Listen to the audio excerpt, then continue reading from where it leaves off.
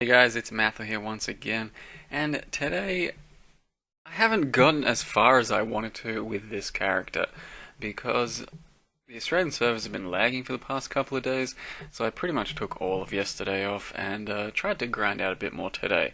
And at the end of today, my character is now level 88, and I've gotten up to pretty much baseline red maps, so tier 12 maps, something like that.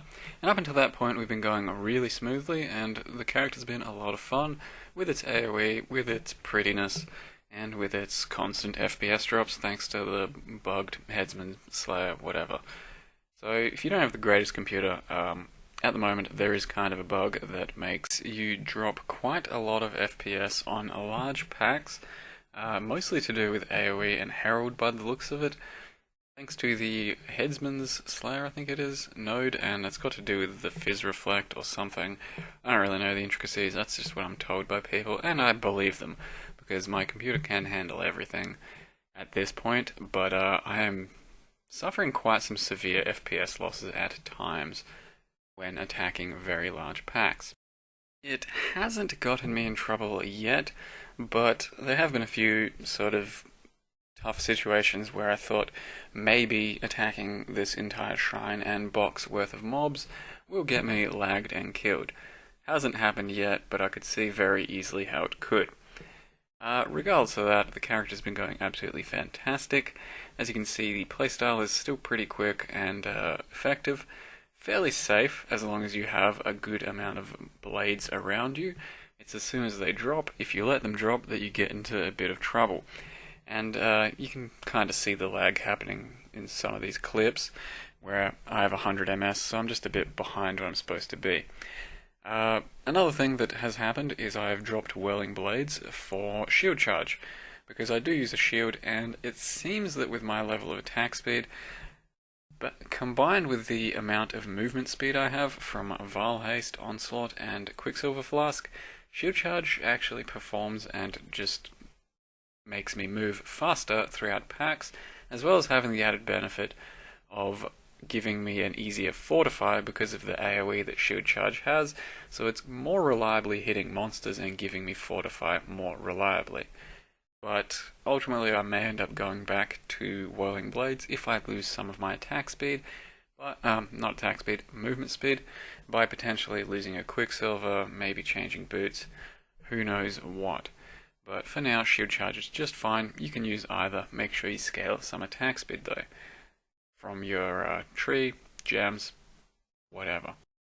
In any case, something else I wanted to mention about this build is being as the leech rates from the Duelist Ascendancy, Slayer Ascendancy, as well as paired with the Fizz Reflect Safety Ascendancy, means I can essentially do both Fizz Reflect and Ele Reflect maps. Probably not both at once, but I can actually run a Fizz Reflect map and I can run an Ele Reflect map.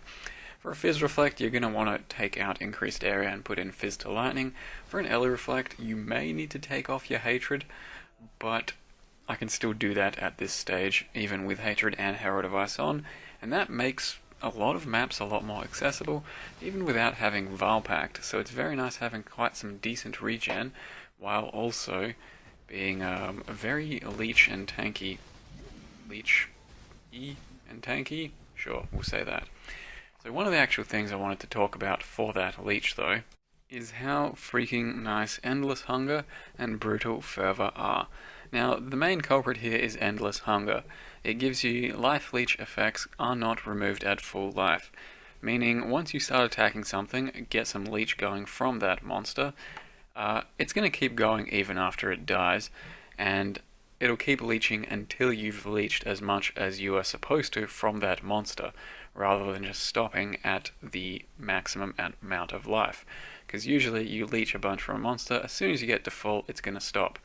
With this, it means you will leech as much life as the monster had life, and that you did damage to it based on your leech. So that could be thousands of leech, and I'll show you an example in a second. Also, comboed with Brutal Fervor, that makes your leech go a lot faster from a lower amount. Also gives you immune to bleeding while leeching, cannot be stunned while leeching, which should be basically always, and an extra 10% maximum life per second to maximum life leech rate, once again increasing the speed at which you leech. So I'll give you an example. Here I am standing in a tier 12 map with Blood Rage up and in a desecrated ground. Now Blood Rage by itself just barely doesn't sustain. I will lose a bit of degen, a bit of life just by having it on. But desecrated ground, as you can see, really does chunk me down quite a lot. But then if I kill some things and I leech, I can stand with Blood Rage in desecrated ground without losing any life for probably about 10 to 20 seconds, depending on how many monsters I've killed and how much damage I've dealt recently. I found that it usually lasts after a pack for about 10 seconds and will sustain me through something like 500 life a second, just damage and degen. And on top of that, the life regen doesn't actually get shown in the tab here. I was just checking if it was, or if it does come up. But on top of that, with all that extra leech rate, it's almost as good as having Valpact. So here's another example. There we go. I just killed a shitload of monsters, and I should go stand in some cramp shortly. If I find some cramp to stand in. Yeah, that'll do. It's already been about 5 seconds, maybe even 10. And then I can stand in, minus 40 cast resist plus Blood Rage, desecrated ground, with no problems.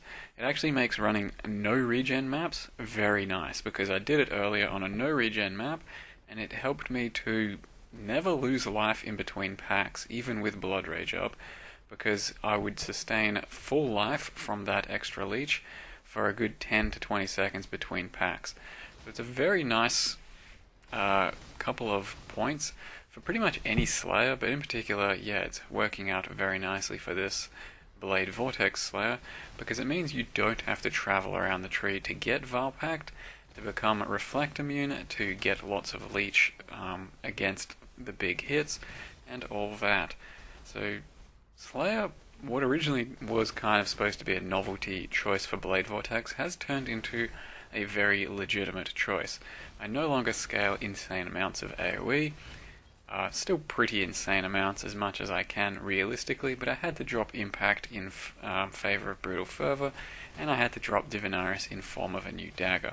I should still have another sort of update video about this character in a couple more days when I get a more chance to play him out, but right now I'll let you know that a good caster dagger is always going to beat Divinarius. The only reason Divinaris is used is if you want to scale maximum amounts of AoE, and if you're really lacking some AoE. But a good caster dagger like this, with crit multi, some sort of damage to spells, spell crit, and some spell damage, is going to be something like 10 to 20% better DPS than a Divinarius. Now, what else has happened for me is I got a 6th link on my Carcass Jack after spending some extra fusings on it, and that enabled me to put in Life Leech. Prior to this, I was running a no Life Leech with just increased duration on a 5 link at all times, and that's up to you if you want to use increased duration or Life Leech. I was okay enough without any Leech, and to just survive like this on a 5 link. But you get your 6th link in for Life Leech, and that enables basically these passives. So if you want these passives to do very well, then you probably want to drop increased duration for your 5 link, because everything else is still pretty crucial.